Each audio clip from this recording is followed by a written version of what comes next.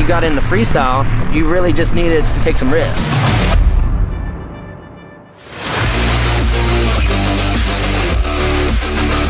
If you wanted to be a professional motocross rider, you had to be a racer when I was growing up, because freestyle didn't exist. So I was back home racing the circuit, went through amateur ranks, turned pro, and this video era started to take off. People were going out in the hills out here in Southern California free riding, kind of taking like BMX tricks and doing it on dirt bikes. And these guys stood out to me, so I'm like, I'll just go for it. So I had $200 on a credit card, so I put all the gas on the credit card knowing that the bill would go home, my dad paid it. So I was still trying to race a little bit, but I was out filming, and the Warped Tour was the first time freestyle motocross toured in America, and it was just guys doing tricks.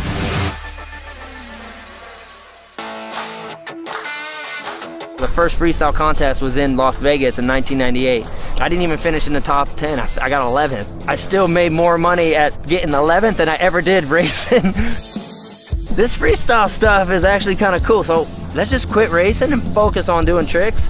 I got a gear sponsor, got a sunglass sponsor, shoe sponsor, and came home and was getting paid by like 3 companies on salary. I couldn't even really believe I'm getting paid to ride my dirt bike. There was new stuff coming out non-stop. If you brought a trick out, you got to name it. So then you was like, as soon as you seen one guy do something, you try to top him, and it was just like, it was seriously some of the funnest times of riding.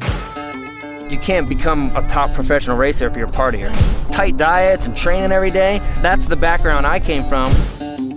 Didn't do any drugs, didn't drink, didn't want it. Questions are rising in, I'm finding it hard to be honest with music. I rhyme again, reminding myself that I lie to myself, trading my health and increasing my wealth. But then like when you got into freestyle, you really just needed to be willing to take some risks. We were kind of like, man, we can party and still do this. We all, got caught up being on the road, being on tour, and just, girls, drugs, alcohol, late nights, and not even thinking I was doing anything wrong. Thought I was doing what everybody else was doing. Look in the mirror, stubborn, stinking, losing my vision, made on a mission, come back and kill it. I probably lived like that for 9-10 years straight. Illegal living. If you're a freestyle rider, there's gonna be tricks that scare you a little bit. And right at that time, the backflip had just came out. But I was nervous, because the guys that have tried it before me, they might pull 1 and crash 5, You have to push through that fear to learn the trick, and then over time, the more you do it, eventually that fear turns into confidence, and then it's not even there and it's easy. The first time I've ever heard anybody like speaking on faith was just this dude speaking on TV on a Sunday morning, and it spoke to me because he was speaking on fear. Like, I deal with fear every day. He was so positive, I thought, man, this dude has such a cool view on life. I'm like, I never really looked at it that way. I got saved in my bedroom just watching his program. Kind of makes you feel good. God's on your side. God wants to bless you. So I'm like thinking, no, this is cool, living my dream, getting paid to do what I love. Now I got God on my side. Like, well, it can't get any better than this. I got it all,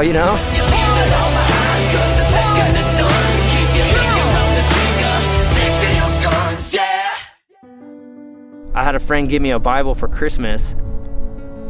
Things were just jumping off the page at me, and I thought to myself, like, wait a second. Like, what I say I believe in doesn't even line up with what this book says. I'm thinking I'm way off. Like, I'm not even close. A year, 2, 3 goes by, and next thing you know, it's like, you kind of find yourself on cruise control. I was like thinking I suck at this. Like, I'm struggling so bad, and I got to the point where I was like, I almost wanted to give up. I just knew, like, you know what? I need to make a change. I'm like, I'm not living right. You know what I mean? Like, I'm an athlete, so if I go to the gym and I'm trying to get in shape, but I've been doing the same workout for a year, you plateau and you stay there. So I'd like changed up my whole program. Dude, fasting, new teaching, more time in prayer.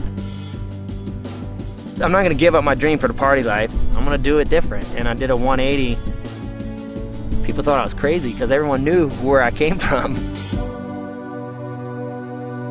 Now I just want to share that with people. Standing on top of a podium, winning a huge event, or like, none of that compares to like when the Lord touches your heart.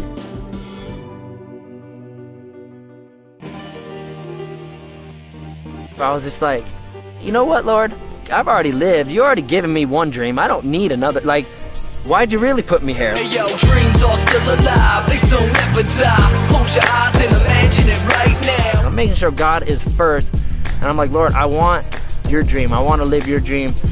Couldn't have been just to ride a dirt bike. You have to have, it's got to be a bigger picture than that. Yeah, we gotta keep dreaming, we're giving life meaning, staying clear of the lies, come on. But he's now been like opening up so many doors of just speaking. So in the past when I'd have opportunities like that, I would turn a lot down just because I'm like, man, I don't want to get up there. So I got to that place of like, Lord, you know what? I'm not shrinking back in fear no more. This is what you want to do with my life, then I'm just going to step out of faith and go. I just see it happening. There's more opportunities for me to go share here, and I don't want to miss out on nothing that God wants to give, you know? So I'm going for it. I'm going for the gold. Your dreams do come true. Exercise patience. If you're going to get out there on your own, you think, oh, I got this. Eventually, you probably will get knocked down. You need people praying for you. You need people holding you accountable. You need to just surround yourself with people on fire. Yo, dreams are still alive. Dreams are still alive. What's up? This is Ronnie FAISST, and you're watching This Is Me TV.